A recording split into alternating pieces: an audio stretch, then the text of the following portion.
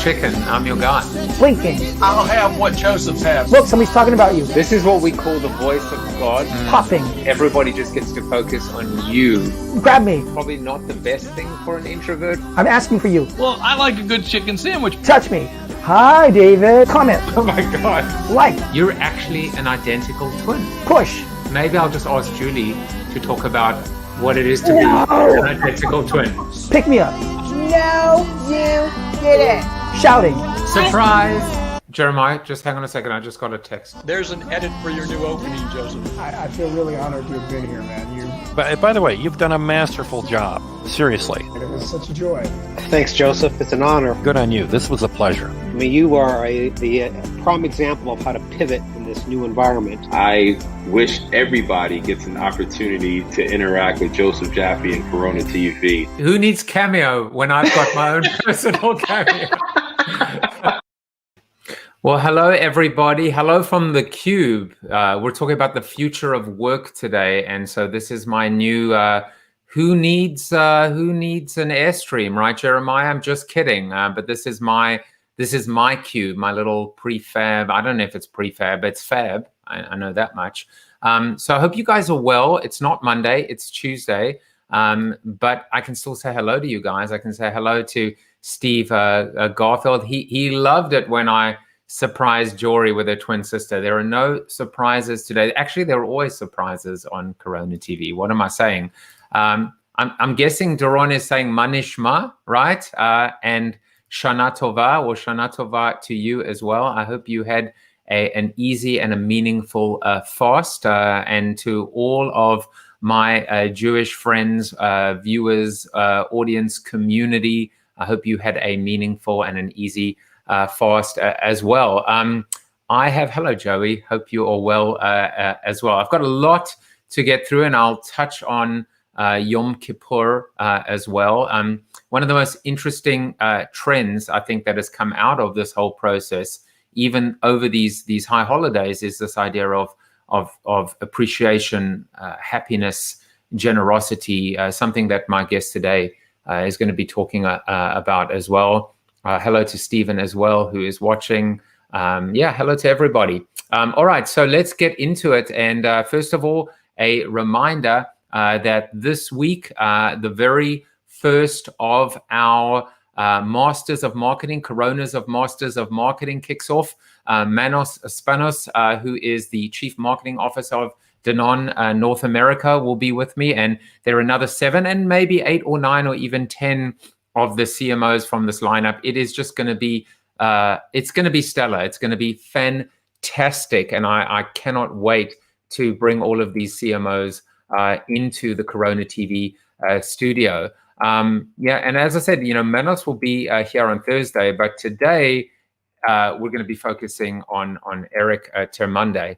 And of course, Michael Chong and Len Herstein will be in here as well. So lots of good stuff as well. But today we're focusing on Eric. We're focusing on rethinking work. We're focusing on the future of work. We're focusing on winning the talent war. And it's just going to be, as I said, really, really awesome. Yesterday was a 25, or for me, 26-hour fast. No food, no drink. For me, pretty easy because I've been doing intermittent fasting.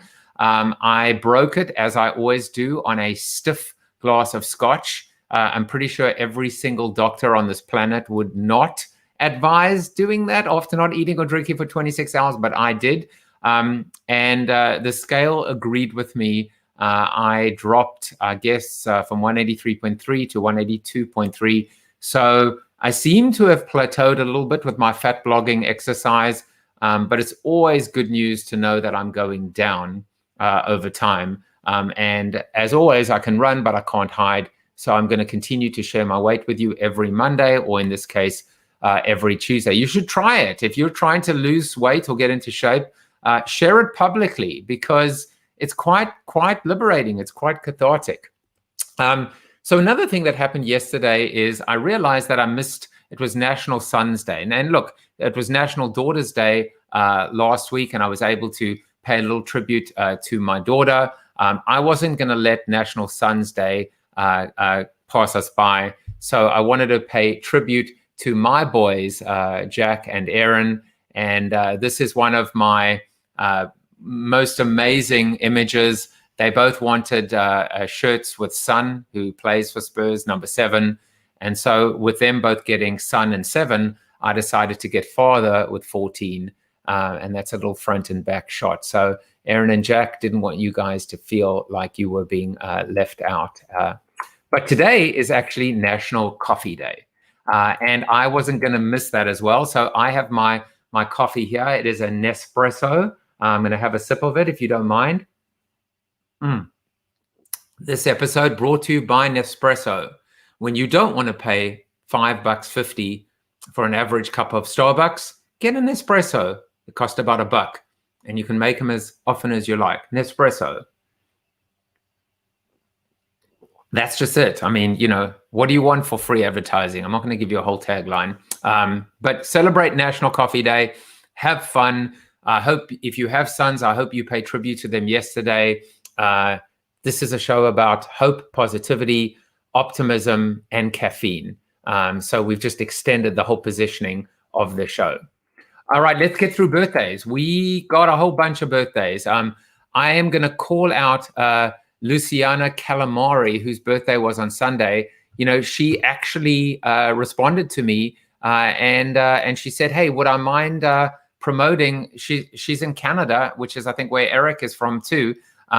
She said, would you mind promoting our Classic Music Conservatory, CMC? We're offering online lessons to keep the music flowing and kids joyful. So I said, sure, why wouldn't I? Of course, I'm going to promote on your birthday in your honor for Canadian musicians everywhere. Go and check out CMC Canada and support her and support her company as well. I'm very happy to give out as much free advertising as I possibly can, especially if it's helping mom and pops, if it's helping, you know, individuals, if it's helping entrepreneurs. But let's fly through the rest of our birthdays. I don't mean to, you know, not focus on people, but there's a lot to get through. So Alan Shulman and Lauren Sussman, Kevin Tate. I used to work with Kevin. Hope you're well. And then today, Laura Obringer, who I sing with at School of Rock, Lucille Poppy Levy, not my wife, Terry Jaffe, another Terry Jaffe that I'm friends with on Facebook. I think maybe initially early on, I actually thought maybe it was my wife, but it wasn't. But Terry, happy birthday to you as well, to Warren Bank, to Robert Swirling, Rick Wine, so many people out there. And then, of course, Sunday, Monday, and Tuesday birthdays on LinkedIn, Rachel, Bryn, Arjana, Casey, Rakesh, Gina. Happy birthday to all of you. Well, I want to get into the soliloquy and bring on my guest sooner rather than later. And so today's seated soliloquy is called Commute the Commute. Commute the Commute. And of course, it's all about dealing with what's going on, with work.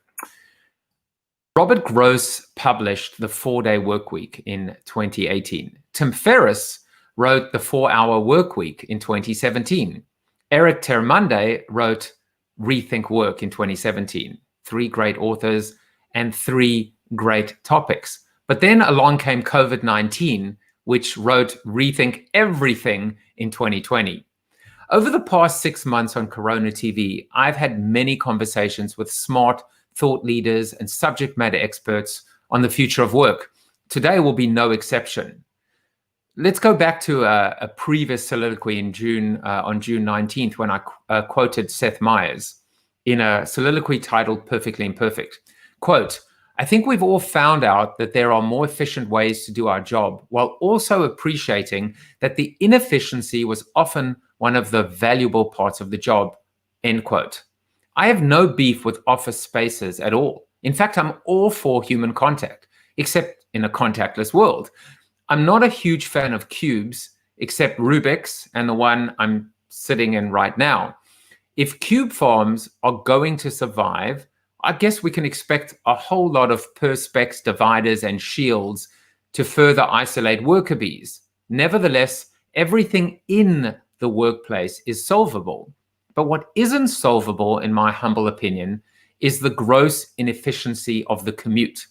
And this is why I believe we will never see traditional 5-day work weeks again. COVID shattered the notion of 9 to 5. Sorry, Dolly. We don't need to clock in during regular hours of operation anymore. We also don't need a 54-minute daily round-trip commute. That's the 2018 average, which is a record.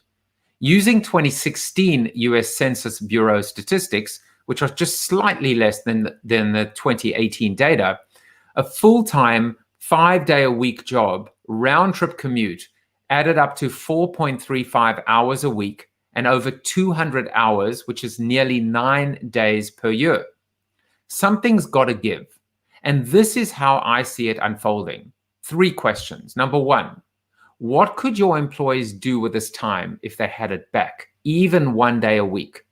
2, how might this lead to increased happiness, mental health, and ultimately productivity? And 3, what kinds of innovation can the transportation and related industries do to enhance both personal and professional commute and commuter experience? I believe the answers to these questions will have substantial influence and impact on the future of work. Well, now, someone that I think probably would have answers to these questions is my guest, Eric Termuende. And I'll give you a brief intro to him and then show you a little clip. Renowned entrepreneur, best-selling author, and global keynote speaker Eric Termuende is helping leaders reset the course of the future of work through small 1-degree shifts with profound impact. Eric brings concrete examples, entertaining stories, and case studies to the room that are relatable, digestible, and downright interesting, all designed to spark action and empowerment. Eric brings a rare level of insight to the stage, virtual or physical, that is earned through his diverse experiences and accomplishments. And now I'd like you to watch this. And when I say this, I mean this. The goal today is the same as it's always been, to help leaders like you build tomorrow's greatest places to work. And while we're not on stages like this, here we are in the studio, and I can't wait to show you what we built.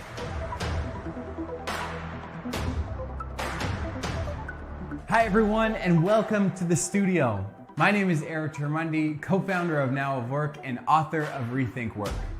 I've spent the better part of the last decade surveying thousands of individuals, interviewing hundreds of people, and speaking on stages all over the world to truly understand what makes great organizations great and how we can create tomorrow's greatest places to work. There are no playbooks for the future of work. There are no best practices just yet.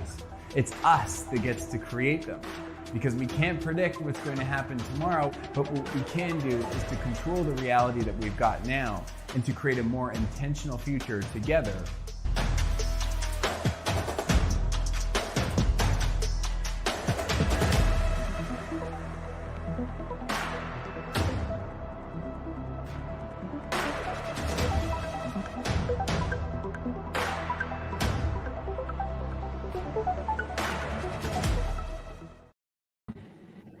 Welcome to the show, Eric. Thank you so much for having me, Joseph. Really grateful to be here today. I absolutely love that whole intro. And it's not even your traditional sizzle reel, but I just love it because it's current, it's relevant, it's energetic, it's helpful. And I think, I know you had a question for me, right? In terms of introducing you. Yeah, I mean, look, I'm grateful to be here and curious to know what was it about sort of my brand, my presence that ultimately led you reach out to have me on the show today. So the funny thing is, my answer is I don't remember. Okay. I was thinking about it, but I know, funnily enough, your wall of business cards and lanyards, I've seen that before.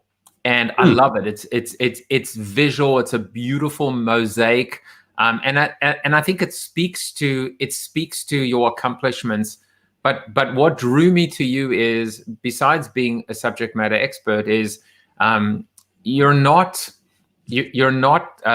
superficial. You're not sizzle without the steak. And I think there's a lot of substance. That's the third S, right? There's a lot of substance to you, but you come across in a very, it's actually a very soothing way. Sometimes people are, clearly they've had too much coffee, like probably me. Quick. That's an ode to Nespresso, yet another little poke on the marketing side of things. I love my Nespresso. Actually, I mean, Exactly. I've probably given more money to Nespresso in these 6 months than probably in the 6 years that I've even had the machine. But I feel like your style is you're very you put people at ease, and so I'll try and figure out. I even did a spotlight search to try and go where did I. But when you're doing 5 shows a week. Sure. Everything just blends together. But the most important thing is you're here right now. We're here. We're excited, and we're looking forward to the conversation ahead. And you're Canadian, right? Mm-hmm. I'm in Vancouver today. Actually, have been for the past 7 months. What I realized after being on some 100 flights last year that I hadn't really been in one place for more than 2 or 3 weeks for I think about 7 years or so. So it's sort of you talk about change and pivoting. It's been a substantive change for me as well.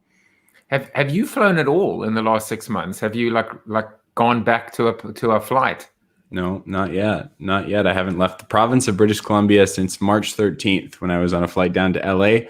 Went down to LA for the day. Came back that night just because things were starting to shut down. The NBA had canceled the season. And I thought, you know what? If the border starts to close, I might be in trouble. So I thought I should head home right away. So I decided just to, create that manicness for us.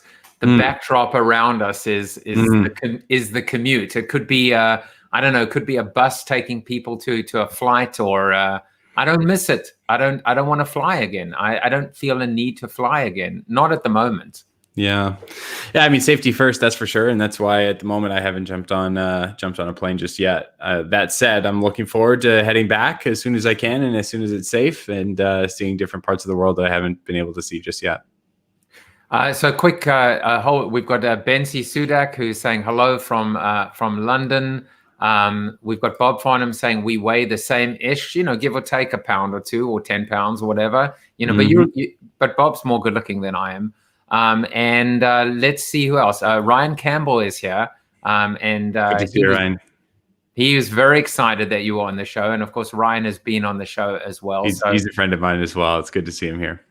He's fantastic, and I'm glad that he is here as well. And then, of course, Chip is here, and there's a whole conversation going on with some of our regulars in the background, talking about coffee, Nespresso, etc. So I'm just going to let them do their thing, and you and I can focus on the important things, Eric, like fun facts about Eric Termuende, things that hopefully no one in the world knows. So should we start off with this one, right? Which is apparently you're so smart that you've skipped grade 2.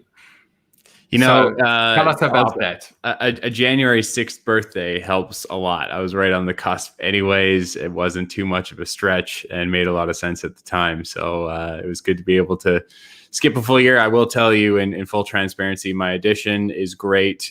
Grade 3, started to multiply quite well and divide, but I missed the subtraction year of grade 2. So I cannot subtract whatsoever.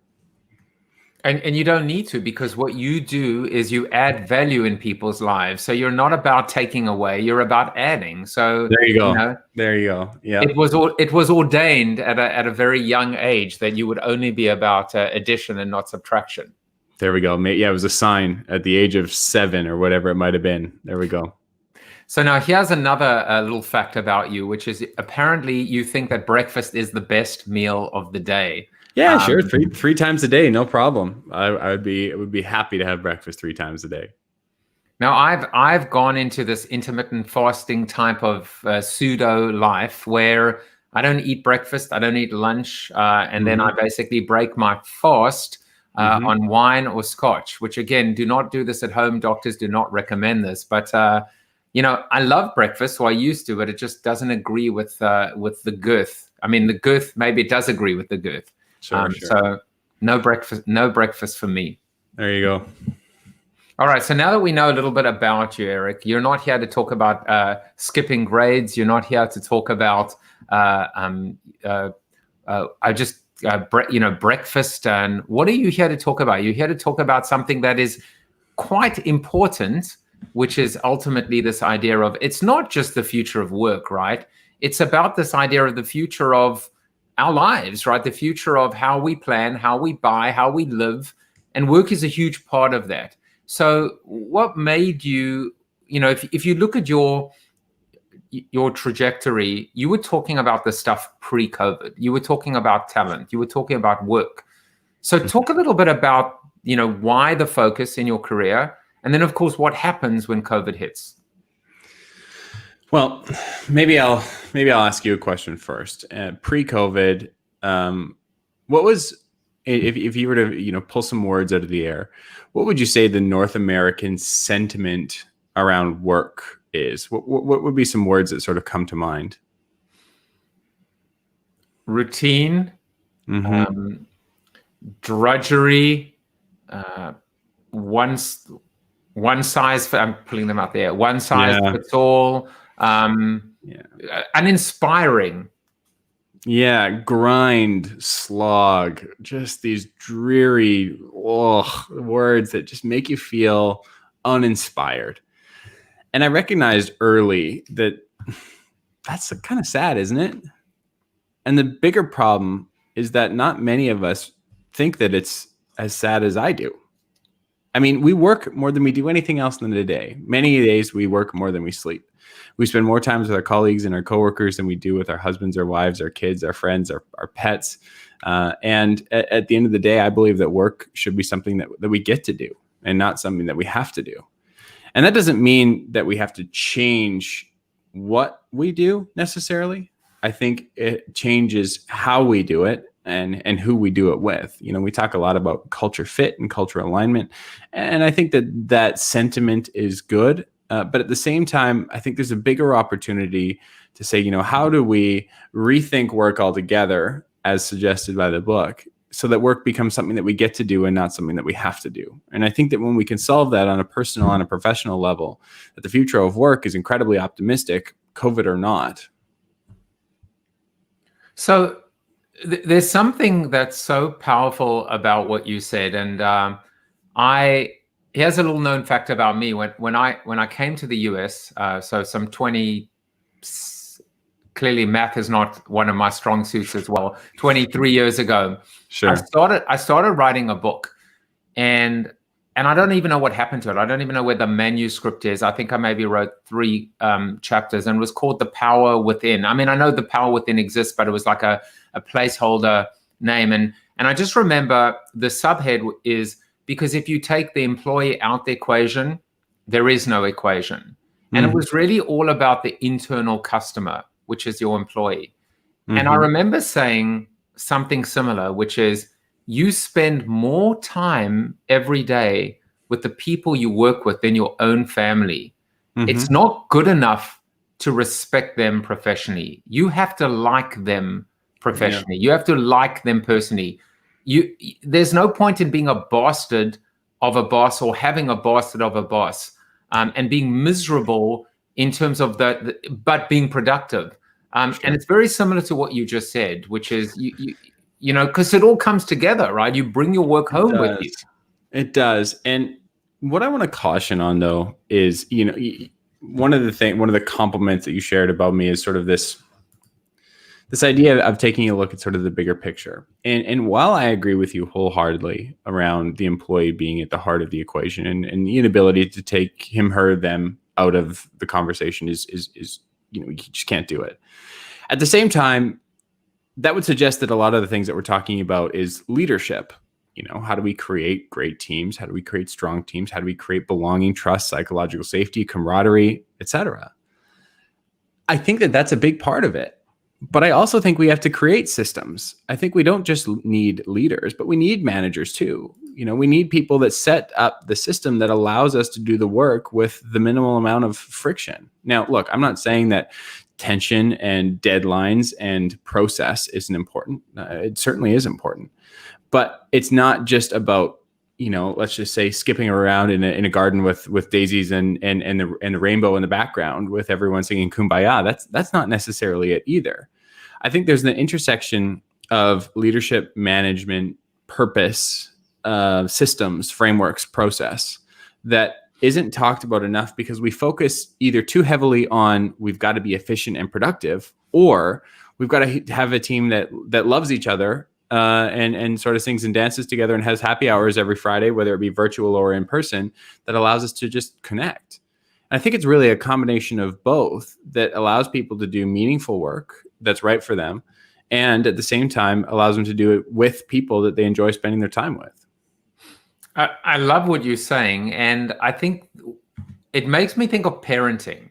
How often have we said to our children, "I'm not your friend. I'm your father." And there is a line, and you can get close to the line, and sometimes you can straddle the line, and sometimes you can even cross the line. But you need to know where the line is and go back to, know your. I say know your place, but that sounds very old-fashioned. But it's almost this idea of actually find your place, though, right? Use it as an opportunity. That's a good point. Not something that you must do. Use it as something that you can do, that you're lucky to do, that you're fortunate enough to do. And so, I think it's important to talk about this idea of passion too, because I think that the best intended, worst advice someone can get in this working world is to go find or go follow your passion.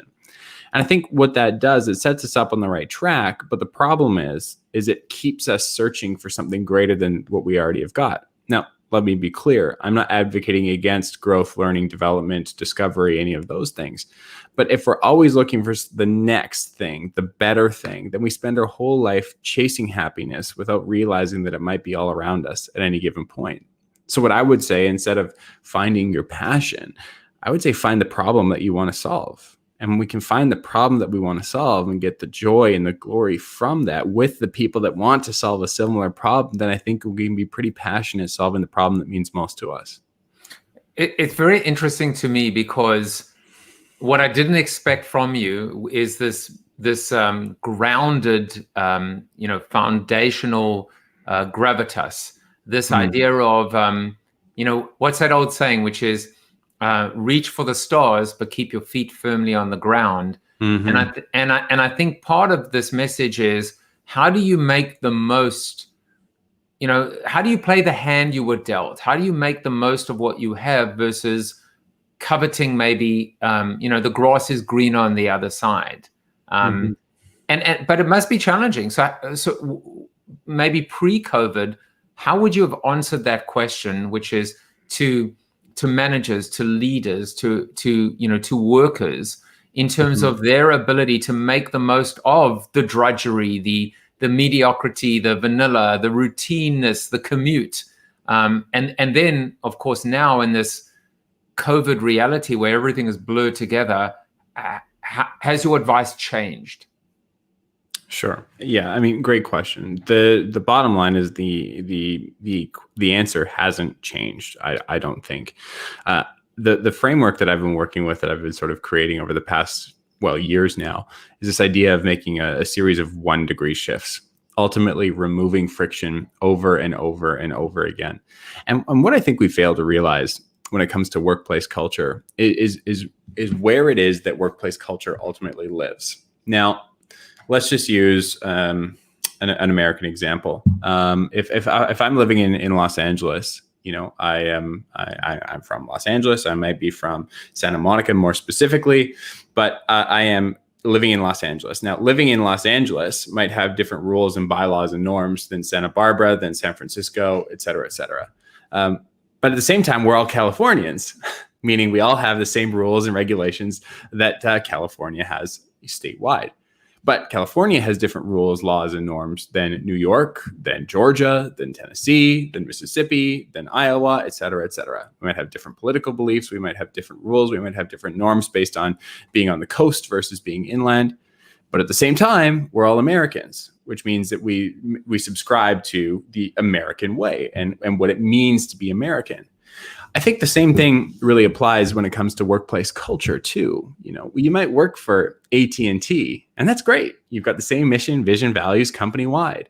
But within AT&T, you can work at the Nashville office, you can work at the Portland office, you can work in retail, you can work in customer service, you can work in marketing, you could work in design, you could work in all sorts of different departments, offices, teams at AT&T too.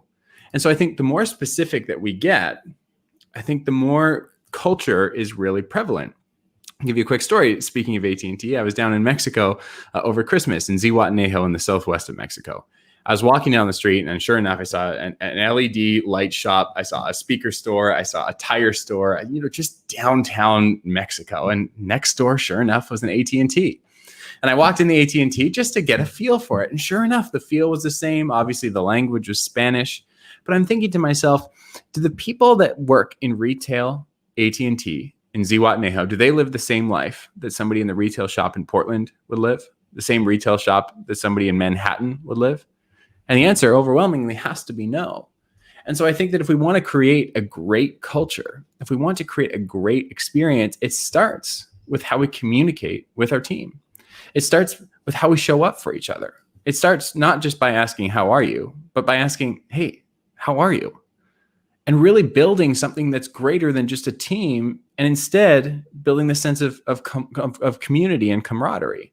I think truly that if we want to start to build tomorrow's greatest places to work, it starts on our immediate team and the conversations that need to happen to routinely and incrementally reduce friction across the organization. There's a very interesting idea, I think, bubbling up, which is almost this idea of segmentation. Culture segmentation maybe is a good phrase for it, which is a tribe within a tribe within a tribe.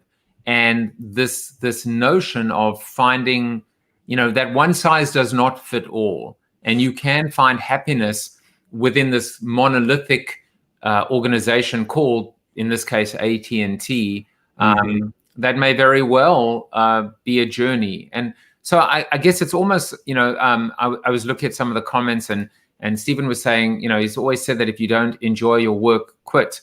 And that, and Tom says the origin of the word work is closely related to torture.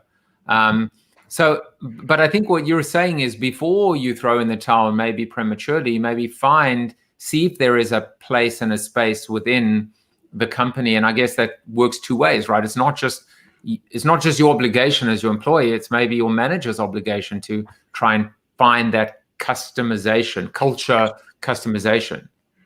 Yeah, well, Joseph, I'm going to first put a question out to the group, and then we're going to ask you another question while they put their answers in. The question out to the group, without looking, please do not cheat.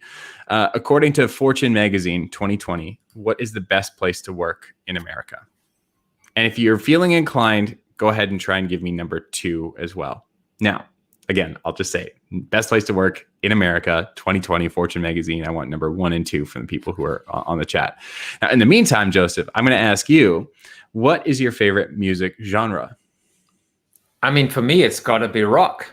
It's got to be rock. I'm a Queen fan. Always will be. Queen fan. Okay, so more specifically, then you're looking at like 80s rock, then, right? Because rock in the 80s, I think, is different than rock in the 90s. Is different than rock today. Is that safe to say? I think it might be. Yeah, and then you could look at hip hop music. You could, even you're borderline. Even looking at like hair metal almost. You could look at rap. You could look at like the Rihanna, the pop music, et cetera, et cetera. And I think what's interesting about this is that if we can't agree on what the best genre of music is, I'm more of a hip hop R&B kind of guy.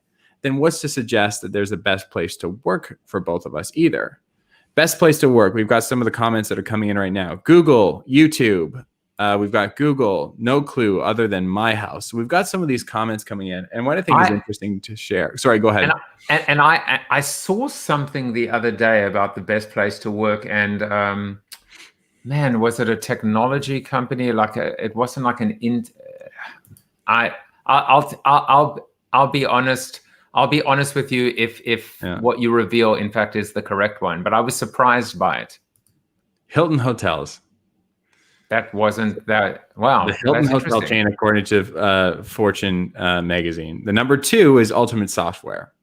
And why I think this is important to share, first of all, congratulations to those companies and truthfully to any company who is on any list of that kind. It takes a lot of work. It takes some really intentional work to get on those lists.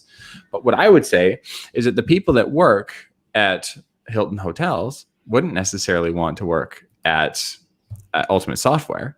And the people that work at Ultimate Software wouldn't necessarily want to work at Hilton Hotels. Let's even go back to Hilton Hotels. Somebody that works at the front desk doesn't necessarily want to clean the rooms. And somebody that cleans the rooms doesn't necessarily want to park your car. Somebody doesn't necessarily want to be in the yard outside either. The point is that best for you might be different than best for me. And I think one of the biggest mistakes in the modern working world right now is that we try and promote a universal best without understanding who it's really best for. You know, Queen, 80s rock might be best for you. And it's not best for me, but that doesn't make 80s rock bad music, according to me. It just means it might not be my favorite. Just like Hilton might not be my favorite place to work, nor might Ultimate Software. But when I look at Canada here, the best place to work is Google. Shortly after that is Keg, a restaurant chain. People that work at the Keg really love their job. And I think that's phenomenal, but that doesn't mean that somebody who works at a restaurant wants to work at a tech enterprise. No way. Or maybe. The fact is, the more we can understand what makes our communication style work, our working environment work for our people, the better we can attract and retain the right people. And I think that that's one of the things that we're missing out on. So Michelle says, great point. And I'm going to do what you did, which is I'm going to not slightly disagree, but I'm going to take you in a slightly different direction, which is if what you say is true, and it is. So first part, I know what you're saying is true, but what happens when you don't have the choice in life? I mean, we are witnessing now, let's talk very squarely about COVID. We are living through a time where people have lost a lot of that job security in their jobs, and they don't have the choice to find that happiness in an environment. They should be, quite frankly, grateful, and I'm sure many people are, just to have a job right now. So how do you find that happiness and that culture fit, you know, and that tribe mesh, if you will, when you don't have the choice to you know, the Hilton versus Trader Joe's versus, you know, Whole Foods type of fit? Sure. Look, I don't think somebody said it on the chat here. Tom said Hilton has a great CEO. Hilton has great leadership. I don't necessarily think that Hilton is necessarily a better hotel than anything under the Marriott brand or the SPG brand, formerly Marriott brand. I don't think it's better than you know, the Best Western chain necessarily. I think Hilton is the best hotel chain for their people because of how they treat their people. Now, look, I can't suggest that the COVID times have been easy for many. They've been life-altering for most, and for many in not a positive way. That doesn't mean that we have to change our job to be appreciated and to be acknowledged, to be valued, and to make impacts. I think where the opportunity would lie if we don't have the luxury and the privilege of moving from job to job up because we can and we want a signing bonus and everything looks great and they've got a really good career page and they've got a cool logo and they've got a ball pit and a nice Nespresso machine, which you'd probably love in their lunchroom. But no, instead, I'm working in a place where people acknowledge me, they appreciate me, and they take the time to really understand how I'm doing and show how I can make an impact for the team. What I found in my studies and my research is that happiness isn't necessarily always about being right. It's about being included and about feeling that we're moving the dial forward, that we're moving the needle, that we're actually making a little bit of a difference in the people's lives that we're spending our time with.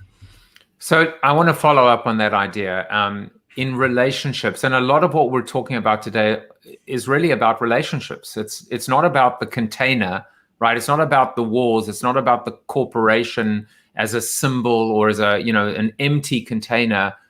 It's about the human beings. It's about the life, about the liquid in that container.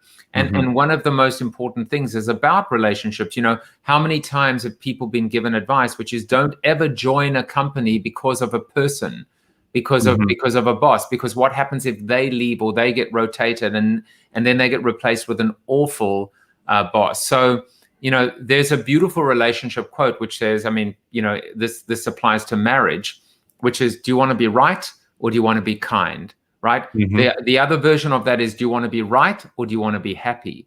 and you're coming with this really interesting approach to it as well. So do you want to be right, or do you want to? Well, I think you can be right by being happy. And I think that happiness comes first. But let me be very clear. The onus isn't just on the company or the leader to bend over backwards to accommodate your needs. I think it's a give and take situation. And I think the biggest mistake when we attract and retain talent right now is that the job description is a 250 to 300 word document. A recruiter will look at these things for an average of 6.5 seconds. We'll go through 3 rounds of interviews, bring on somebody and think like, okay, we found the perfect fit. I mean, the question that I'd have for you is, how do we possibly find a perfect fit when the person who's applying for that job has looked at 250 to 300 words on the resume? Look, they might understand what the skills and the requirements and the education requirements are, and that's great. I don't think that that's not important. It's very important that the person can do their job and has the skills to do so. But look, we're talking post-COVID, where some companies are back in the office, some companies are doing a hybrid model, some companies are never going back to the office ever again. If we don't talk about that, how do we know if we're attracting the right fit? You know, I've had friends who put out intern positions in the last 3 weeks that got 750 applications in 36 hours. Look, people are hungry for the job. And if the company wants to attract the right individual, the onus is on them to be a little bit more specific about not just who they're looking for, but how that individual likes to do their work too. And I think when we can be more aligned on how we're doing our work, where we're doing it from, if we're Zoom first or email first, if we've got teams of 1, 3, or 5, all of these things matter. Not just about being nice, like we talk about this management versus leadership sort of dichotomy, but about having an experience that's aligned with the person who's going to come in to do the job. So a big part of what you're talking about now is recruitment. We say attract and retain. But there's a big part in the middle, right? It's not just retaining, it's also engaging. It's employee communication, engagement, activation, amplification, incentivization, not subtraction, but multiplication is good. But let's focus a little bit on recruitment, because I think it would be safe to say that recruitment as we know it, as it exists, is archaic in terms of the process, in terms of this idea of to your point. Mm-hmm. Those are jazz hands, meaning I completely and 100% agree with you.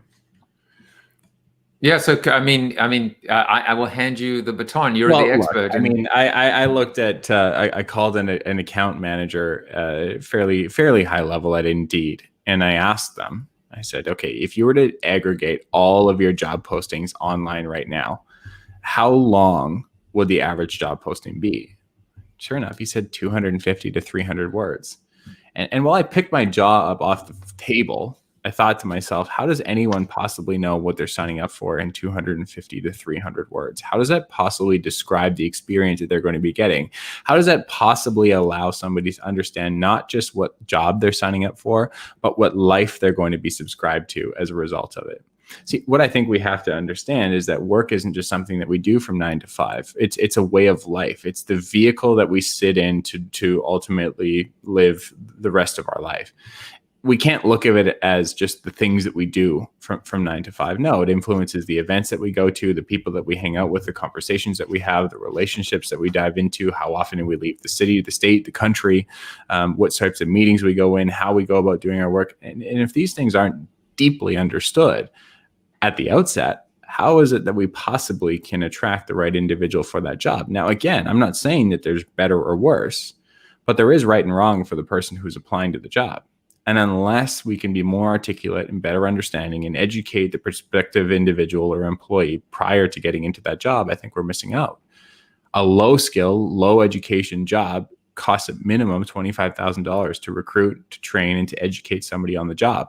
I was talking to an engineering firm just a little while ago, and they said it's $250,000 to get them to have the skills and the requirements they need to be good at their job. Now, we're not just talking about office space, but we're talking about other people in their team that it costs to train them, their hours. It talks about, their lack of productivity at the start and the learning curve that it takes to be good and efficient at their job. I mean, this is not only just a human connection conversation. This is a productivity. This is an execution conversation that needs to happen too. And I think that if we can spend a little bit more time at the outset, doing an interview with somebody who's on the team, doing an office tour, understanding what the life is like as a result of the job, then I think would be far better off than just the traditional practice that we've got. So use your characters wisely and do not put in must be proficient in Excel, PowerPoint, and Word, right? When you've got your character limit. But this is probably the part of the show where I turn to my guests and ask you a question, which is, do you know who said this? This is your quote of the episode. The future of work consists of learning a living. I love that quote. Do you have any idea who said that? And by the way, part of, for people that are regulars on the show know that the objective is to stump my guest. So, yeah, I mean, so far you've got me. I was looking at Steve Garfield's comment, and I just think that what he said was perfect. But we'll go back to Steve in a second. The future of work consists of learning for a living. I would go with like someone like Steve Jobs might have said that. Well, it says of learning a living, and I was interested by the person who said it. Was Marshall McLuhan, right? Who was the medium is the message. So I guess he's like the Yogi Berra of our business times. What does that quote mean to you? I mean, I looked at it and I wasn't being very honest with you. I wasn't 100% certain I understood it. I had an idea of what it meant, but I wanted to throw it over to you, and then we'll go back to Steve's comment. Tom, first of all, says he stumps 99.99% of guests with that comment. I appreciate that because I'm another one of those statistics. The future of work consists of learning for a living. And what that means to me, first of all, I think that it's a good quote. I think it's a little bit limited. And I'm going to tell you, first of all, why I think it's limited. Nice. I love the fact, by the way, that you're the first guest to actually say, well, I'm going to just, kind of disagree slightly with that quote. That's awesome. And Marshall isn't here to defend himself. So, I'm going to modify this based on your feedback now, and I'm going to create the Eric Termuende version. So go for it. Well, the Eric Termundi version, the future of work might consist of learning for a living. And why I say that is because I think we get a lot wrong about the future of work. Anybody who said the future of work is, and then gives you an answer, doesn't understand the vastness of work. And it sort of disappoints me. And the reason why I say this is because when our workforce was deemed essential, our nurses, our healthcare workers, the people who were still at work, make up 28% of the workforce. 28% of the workforce is massive. When we talk about office employees, et cetera, we're looking at 41%. And that's often, Joseph, what you and I are talking about today when we talk about the future of work. It's like, what's the future of the white collar worker is really sort of what we're talking about. And I think it's dangerous, when we talk about the future of work and really we're only talking about 41% of the working population. Now, that doesn't mean that our conversation isn't valid. It isn't worth it. A lot of the people who are listening and who are audience, what they care about is that sort of 41%. And I think for that 41%, this idea of learning is a requirement. The world is moving faster than it ever has before. Moore's law is very real. We look at the knowledge doubling curve and things like that. IBM states that the amount of information that we have access to is now doubling every year at the very most. And so this requirement to relearn, to upskill, to unlearn, and to develop ourselves, especially in this knowledge worker economy, is essential. But then we've got police officers, then we've got firefighters, then we've got people who are working at the banks and more retail. I'm not saying that they don't learn and they don't develop and they don't reshift and repivot. But, AT&T spent $1 billion reskilling their people because the jobs that they had in 1990 are not the jobs that they're going to have in the year 2021.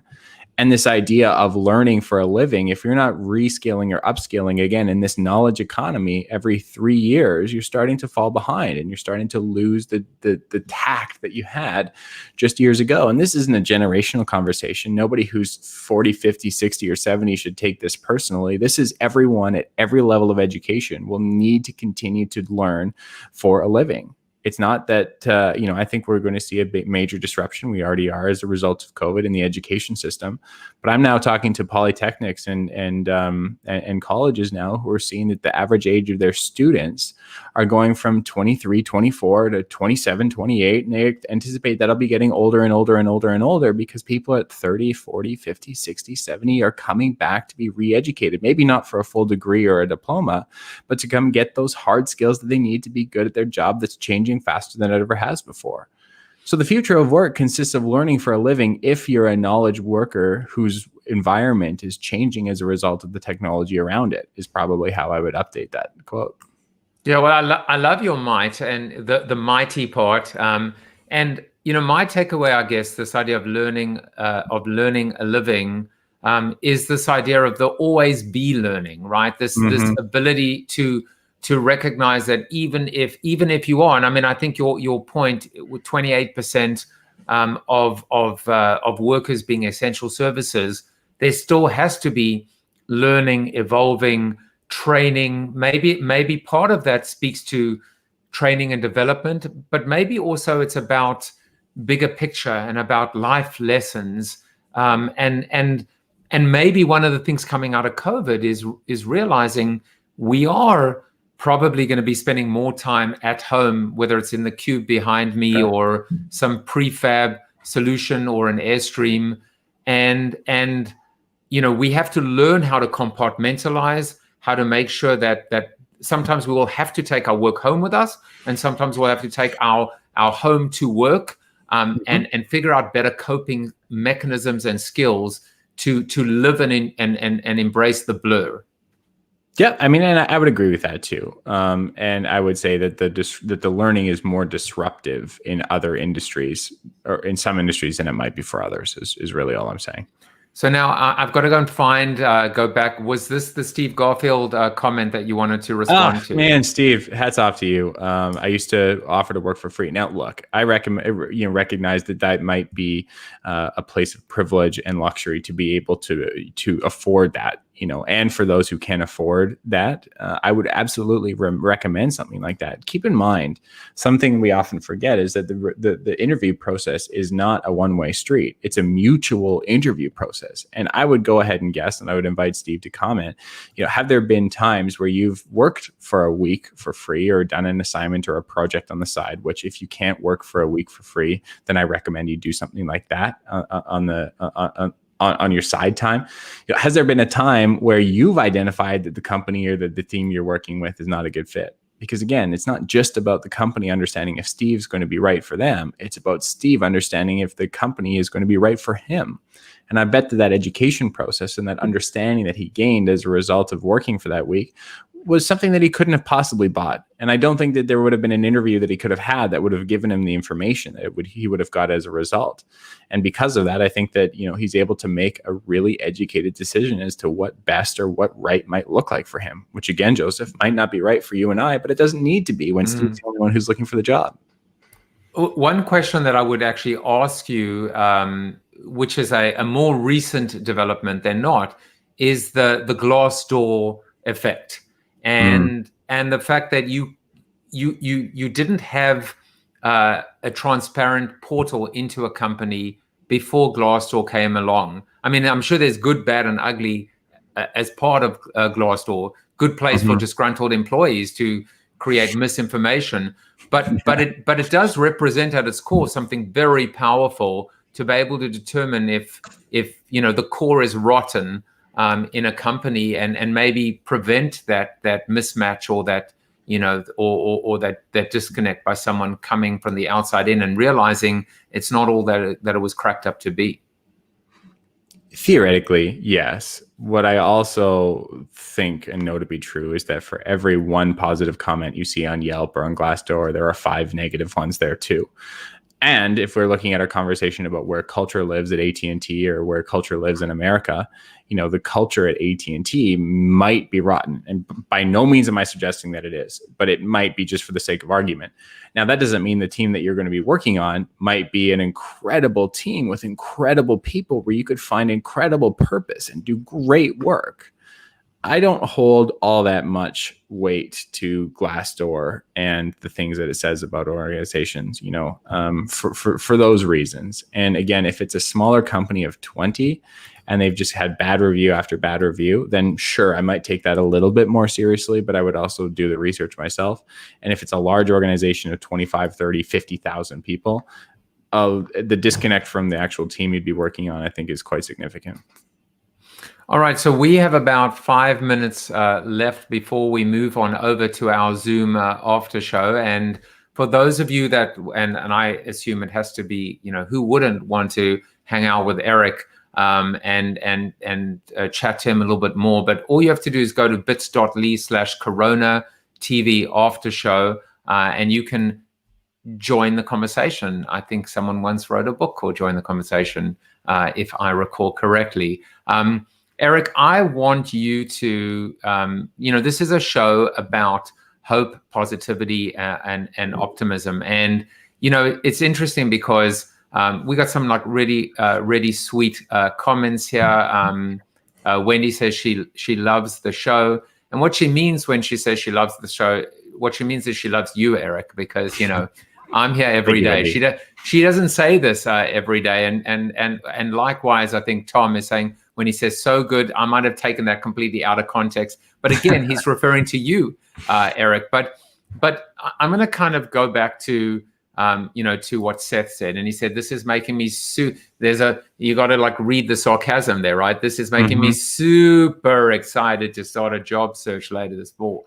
But I think, one of the things that I know you can talk to is this idea of how do we achieve modern happiness? How does that relate to the job search, to job satisfaction? And what advice would you give Seth to kind of, pick up and perk up his spirits and keep his head held high? Sure. Seth, I'm actually really excited for you. And I know that the numbers are, the numbers aren't positive. They really aren't. Unemployment is at levels that it hasn't been since the Second World War. And that can be overwhelming. But I think that, following conversations like this and, by being a part of these informational sessions, that somebody like you will be able to have an approach that's unique and right for you to be able to get that job. What I would do is something similar to what I did when I moved to a new city. I moved from Calgary, Alberta to Vancouver, British Columbia. And I think I think I knew about four people in the entire city. Two of them were my aunt and my uncle. So let's just go with two people. One of them was an entrepreneur and one of them was an analyst or a consultant. What I did say to them is I said, hey, you know what? I would love for you to introduce me to 3 people in your network that you think I might get along with. Look, this wasn't about me getting a job. I'm an entrepreneur. I'm going to figure it out on my own. It wasn't about clients necessarily either. This was about building a network. And so both of those people, knowing that I wasn't trying to sell anything or I wasn't really asking for anything other than time and understanding and maybe to make a friend, they happily introduced me to 3 people each. Now, let's just say 2 of those 3 people each I got along with, and one of them I didn't. That was fine. I asked each of those two of the 3 people on each connection to introduce me to 3 more people that I might be able to be connected with. And I used this sort of exponential effect to be able to network with the whole city. I think a year and a half later, I'd done dozens, if not hundreds of meetings that connected me with people that started to build my business, that got people aware of who I was and what I was up to. And really, I wasn't looking for a client. I was looking for people. And for Seth, who's looking for that new job, I wouldn't just look for a job. I would look for a group of people who are aligned with you, who have similar values and mentality that you do, and who do similar work that you do, that ultimately you can be sign on with. Look, the recruiting process and how we apply via resumes and everything else is so broken that I fear that your resume probably won't even be seen. That doesn't mean you're not skilled. That doesn't mean you're not qualified. It means the system just doesn't work. Now, if we go in the back door and meet the right people that have similar skills, values, and aspirations as you do, then you've kind of bypassed that process altogether. Your resume either is not asked for or it's moved right to the top with a nice gold star on it. And you come in for an interview and you learn a lot about that company. Either it works or it doesn't, but what you learn from it being a misfit allows you to better position yourself for what will be a fit next. I'm really optimistic about what's coming next, and I'm really excited for your search. And I think that when you look for a team rather than just a job, and when you look for a lifestyle rather than just work, that it'll come and present itself a lot faster than you think. I absolutely love that idea. And Gerda St. Luke said impressive. It's such a simple idea, so easy to execute, right? Which is just ask for help, pick up the phone, and it's human social networking as opposed to what might happen online. I am going to put you to the test, and I'm going to ask you, Eric, as I wind down and promote a few things associated with you, which is, what 3 people in your network would you introduce me to? And specifically, I'll give you a filter, which is people that you think would enjoy coming on and being a part of this show. And while you're thinking, I'll just show a few little, it is old school, Wendy. Seth said, awesome, thanks, Eric. I think that's fantastic advice for absolutely everyone. While you're thinking, Eric's book is called Rethink Work, Finding and Keeping the Right Talent. And he surely is a thoughtful, he isn't just a subject matter expert, he's a very thoughtful person who you see is prepared to build and debate and disagree to agree and move the conversation forward. I'm going to tell you that if you want to sign up for, first of all, if you want to connect with Eric on LinkedIn, that's his LinkedIn. But more importantly, he has a newsletter, and I created a little bit.ly. All you got to do is go to bit.ly/CoronaTV, Termuende. That's TERMUENDE. And you can sign up for his newsletter if you want to find out more about winning the talent war, about the future of work, about the 1 degree shift, or anything that we discussed today, like finding modern happiness. You can follow Eric on Twitter at Termuende. You can find out more about him at his website. He's doing some unbelievable stuff in terms of helping facilitate virtual speaking, virtual training, etc. Did I leave anything out, Eric? That sounds great. You know what? That's a really good fit, and I really appreciate all your time today. You're very welcome. So have you thought about the 3 people that you would introduce me to? Yeah, I mean, I'll have to make the introduction after the call is done, but I've got 1 in mind that would be great, 2 in mind, and then the 3rd, I don't want to jump to any conclusions, but I'll find a good one for you. All right, awesome. And Gerda asks if your book is on Audible. Not on Audible. Unfortunately, it's not on Audible, but I think you'll be able to find it on Google there. I'm not sure how many copies are left now, but hopefully there are a few. Well, and by subscribing to his newsletter, watching the show, etc., you're going to get all Eric all the time. Eric, thank you so much for coming in. Really, really awesome to get to know you. And we're gonna pick up the conversation in the Zoom after show. But you have earned the accolade from the ultimate, which is you are Chuck Norris approved. Thank you for watching Corona TV with your host, multiple author and global keynote speaker, Joseph Jaffe. Corona TV is the show about hope, positivity, optimism, and if there's time left over, a little bit of marketing. The after show on Zoom starts right now at bit.ly/CoronaTV after show. If you like the show, tell a friend or 2. Please subscribe to the show at CoronaTV.show. And if you want to get inside news, previews of upcoming guests, and much more, text Corona TV to 66866 or visit josephjaffe.com/subscribe to sign up for the show's newsletter. And despite the best ministrations of your wife, you still look ugly.